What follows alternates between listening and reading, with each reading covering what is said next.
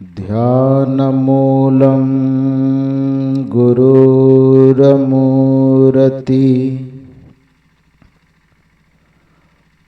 पूजामूलं गुरुरपदम्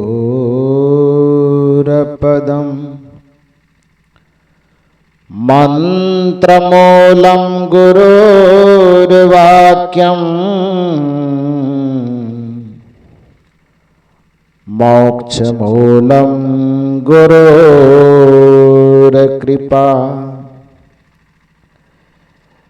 नहि सत्यात् परं ज्ञानं नास्ति तत्त्वं गुरोः परम् यस्मात् परतरं नास्ति तस्मै श्री गुरवे नमः। तस्मै श्री गुरवे नमः। तस्मै श्री गुरवे नमः। मेरे आध्यात्मिक जीवन के संपोषक परमाराध्य परम पूज्य सद्गुरुदेव जी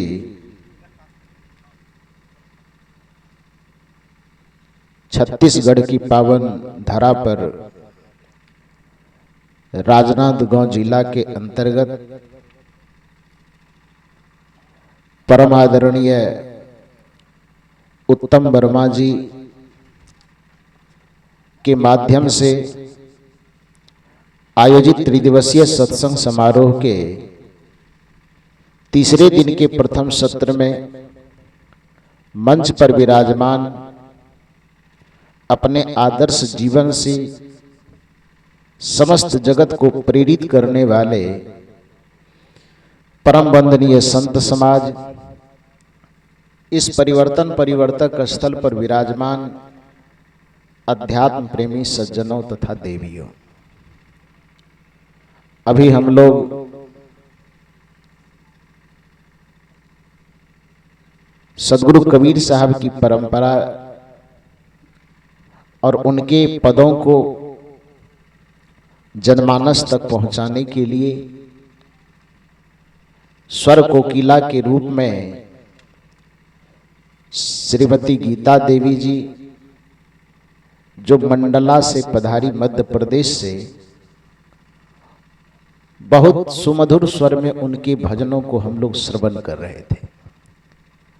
सबसे पहले मैं चाहूंगा कि एक बार उनका जोरदार ताली बजा करके अभिनंदन कीजिए कि सचमुच में भजन में बहुत सुना हूं। 20-22 वर्ष से लगभग गाने का और सुनने का मौका मिलता है, लेकिन 3 दिन से जो उनके भजनों को सुन रहा हूं एक नए अंदाज में। भजन तो वही है लेकिन अंदाज नया है। इसके लिए आत्मा की गहराई से उनको बहुत बहुत साधुवाद है। और उनको ही नहीं, उनकी भजन मंडली में जो भी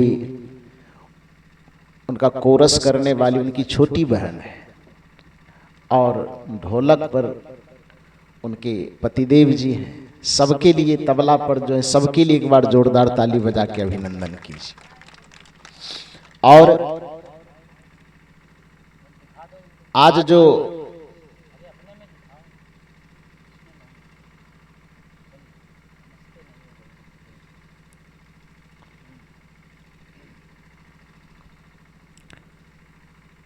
कुछ विचार निवेदन स्वरूप में प्रस्तुत करूंगा, उन्हीं के गाए भजन पर जो सद्गुरु कबीर साहब का पद है, उसकी मुख्य पंक्ति वो कह रही थी, साधु भाई क्या करना है? सत्य नाम की खेती करना है। सत्य नाम की खेती कर लो।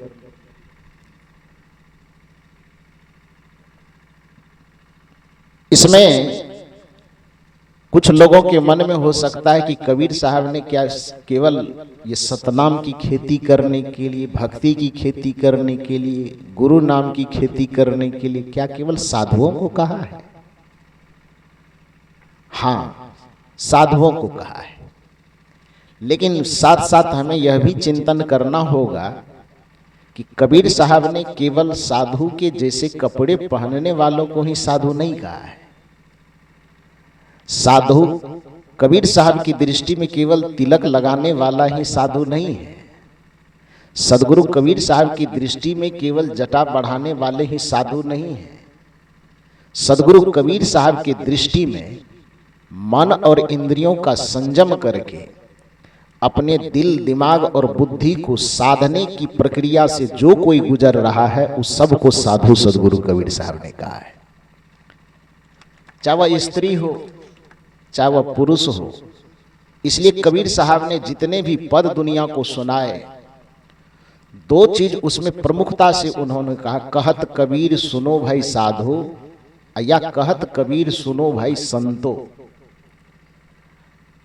दुनिया के लोगों को जो साधना के मार्ग पर, जो संयम के मार्ग पर, जो सुचिता के मार्ग पर, जो पवित्रता के मार्ग पर, निर्मलता के मार्ग पर चलने में सक्षम है, चलने के लिए संकल्पबद्ध है, उन सबको सदगुरु कबीर साहब ने या तो साधु कह करके पुकारा या संत कह करके पुकारा।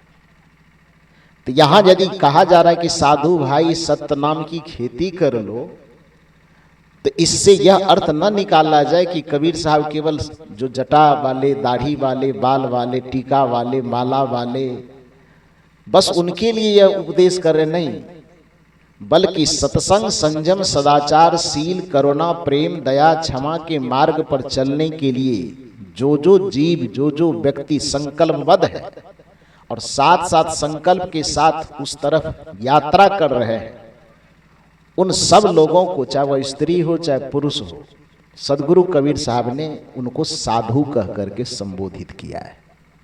हर एक सदाचारी, हर एक संयमी, हर एक शीलचारी, हर एक शुद्ध आचारी कबीर साहब की दृष्टि में साधु हैं और संत हैं। तो पहला तो यह बात स्पष्ट कर लेना है। दूसरी बात कि सत्य नाम की खेती करना है। खेती करना यहां क्यों कहा गया?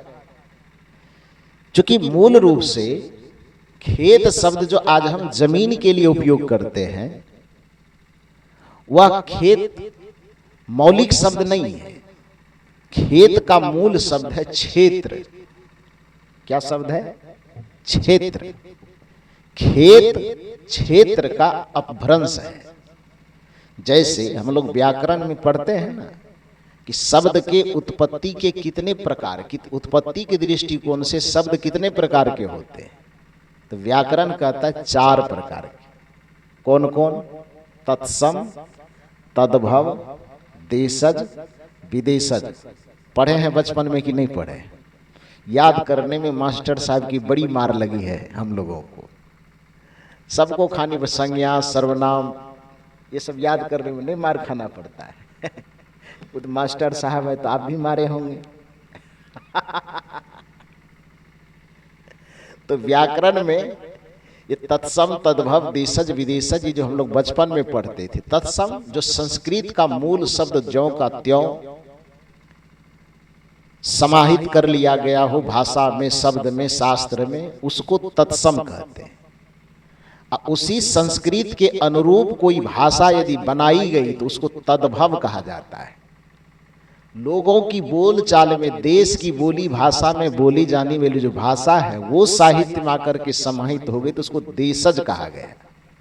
अब विदेश से जो भाषा है, जैसे लालटेन, ट्रेन, माइक, मोबाइल, तो मोबाइल हिंदी शब्द है, वो अंग्रेजी शब्द है।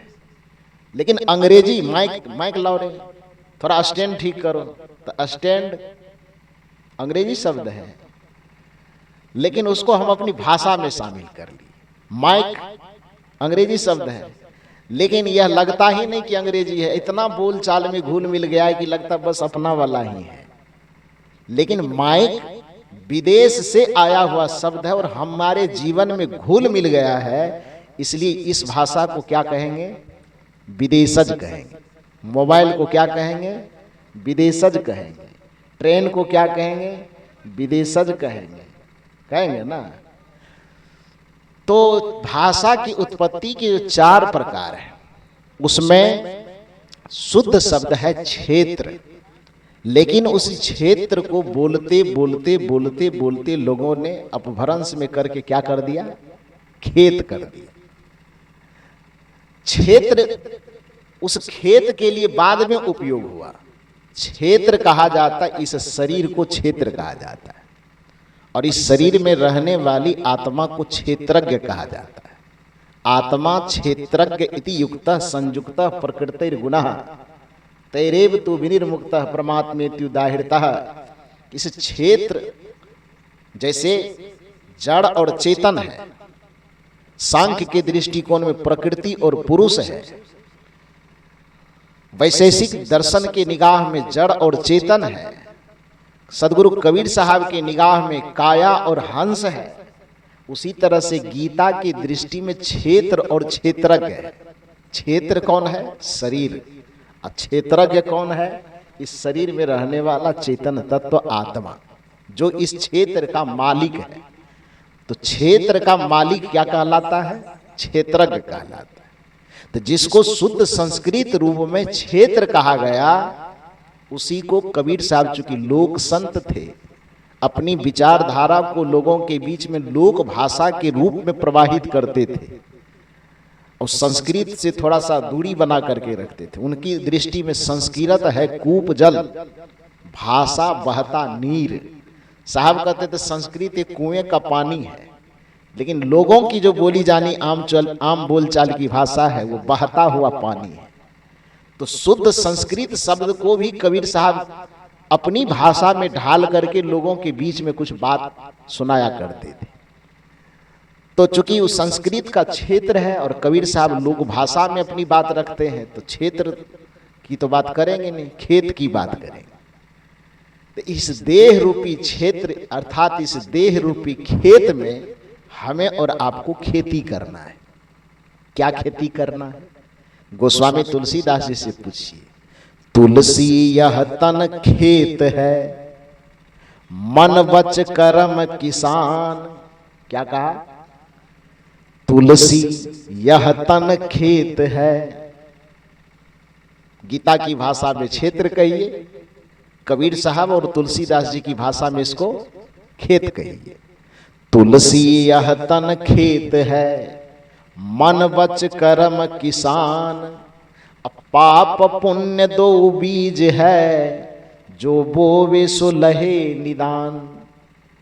गोस्वामी तुलसीदास जी कहते हैं कि तुम्हारा शरीर ही तुम्हारा खेत है, इसमें मन वचन और कर्म किसान है।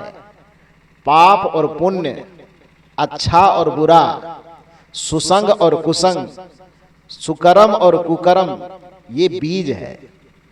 इस तन रूपी खेत में मन वचन किसान के माध्यम से जिस भी प्रकार के कर्म का बीज बोओगे, अच्छे कर्म का बीज बोओगे तो फसल कैसा कटेगा?